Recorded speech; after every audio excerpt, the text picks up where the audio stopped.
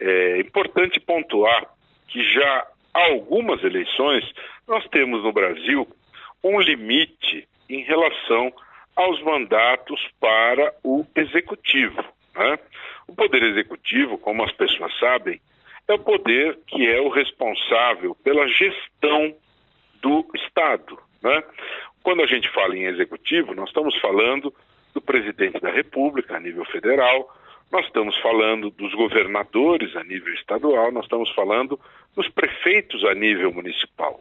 O executivo é aquele que faz as contratações das obras, são os responsáveis pela contratação dos funcionários públicos, são aqueles que fazem os hospitais, as escolas, são aqueles que fazem os contratos públicos, os serviços, as obras, etc, etc. Então, em relação ao executivo, ou seja, as eleições para prefeito, governador e presidente, já há alguns anos nós temos um limite imposto pela Constituição de apenas uma reeleição consecutiva permitida, ou seja, o indivíduo é eleito para um mandato de 4 anos, esse é o limite previsto na Constituição, e ele pode ser reconduzido consecutivamente uma vez.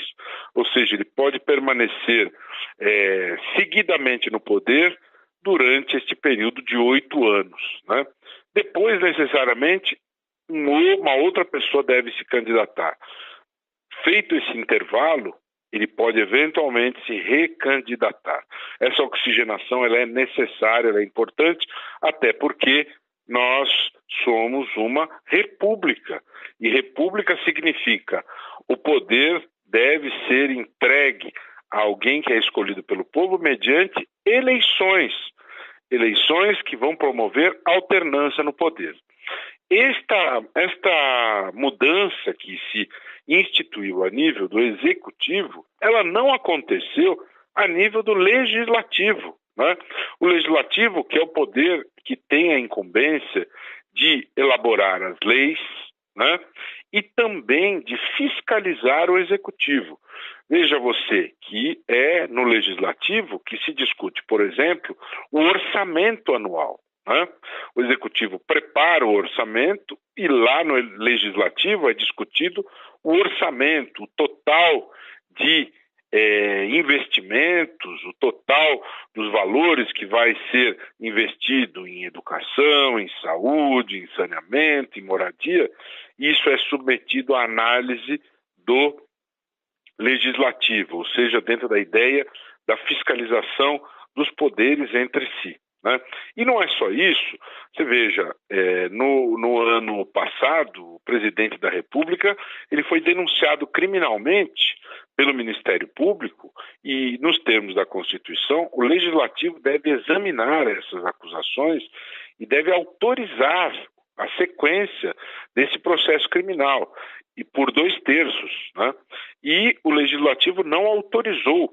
O impeachment do presidente da República, ele tem que ser aprovado pelo Legislativo, ou seja, o Legislativo ele tem a incumbência não só de fazer leis, como também da fiscalização, do controle do exercício do poder por parte do Legislativo. Portanto, dentro da ideia dos freios e contrapesos do exercício do poder, é extremamente importante, nesta visão global da ideia de separação dos poderes, o papel do Legislativo. E aí, o que nós temos? Nós temos uma situação em que não há limites para o número de mandatos, né?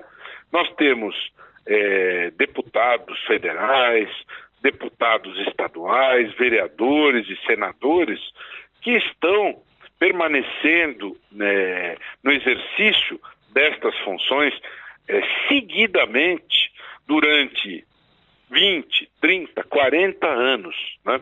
Isto não é saudável por vários motivos. Em primeiro lugar, porque isso desrespeita a ideia de alternância no poder, que é uma ideia importante para que a essência republicana seja efetivamente concretizada, né? Para que nós tenhamos o arejamento no exercício do poder, para que nós tenhamos esta situação em que as pessoas, uns exercem a função, depois vêm outros e assim por diante. Algumas pessoas dirão, mas ele foi bem, muito bom, ele foi bem, ela foi bem, e outros vêm e cumprem o papel, né?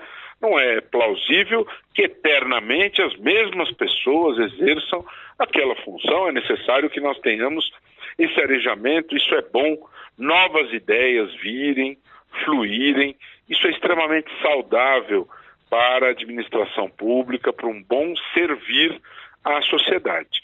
Por outro lado, essa permanência seguida, ela gera um fenômeno que, a meu ver, é extremamente ruim para o interesse público, que é o risco do enraizamento no poder. Esse risco de enraizamento no poder, ele cria um ambiente propício para o clientelismo, para a prática da corrupção. Então, não é saudável, não é adequado que nós tenhamos esta permanência tão longa no poder. Se nós verificarmos estes casos que são investigados, que são objeto de processo pela Operação Lava Jato, veremos que os parlamentares que são processados, eles estavam no Congresso já há muitos mandatos. Há muitos mandatos. E veja, pego exemplos como Henrique Eduardo Alves, 11 mandatos consecutivos na Câmara dos Deputados.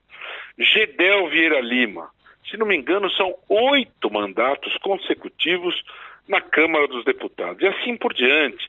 São muitos exemplos eloquentes que confirmam esta situação. É necessário que nós tenhamos este arejamento. Hoje, pela regra do jogo, não existe vedação a esta prática, né?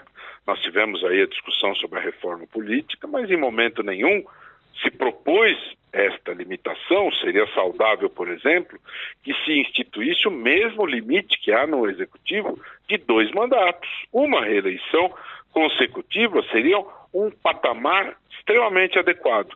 Quem é que pode fazer isso? O povo, com o seu poder de decisão na hora do voto.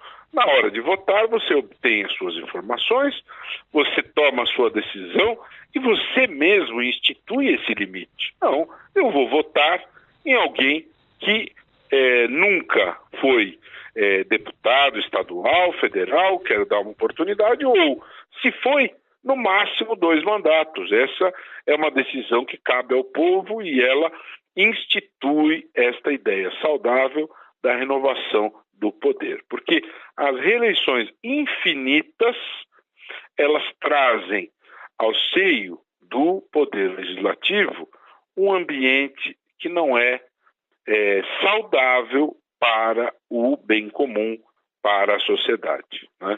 Então, nessas eleições, em 7 de outubro, esse é mais um aspecto que o eleitor precisa observar ao tomar a sua decisão em relação à escolha dos seus representantes. Verifique a quantos mandatos este parlamentar está exercendo estas funções.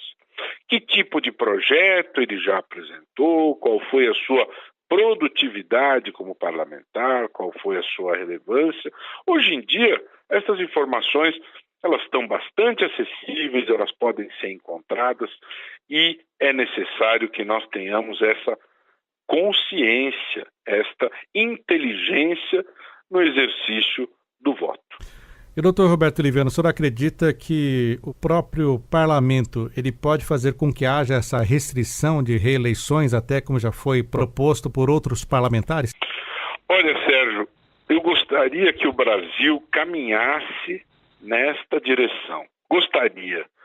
Seria o ideal que nós tivéssemos um avanço em matéria de consciência, de cidadania, no sentido que esta evolução fosse adquirida pelo próprio pelos próprios parlamentares, assim como a ideia do recall, né, que existe, por exemplo, na Alemanha.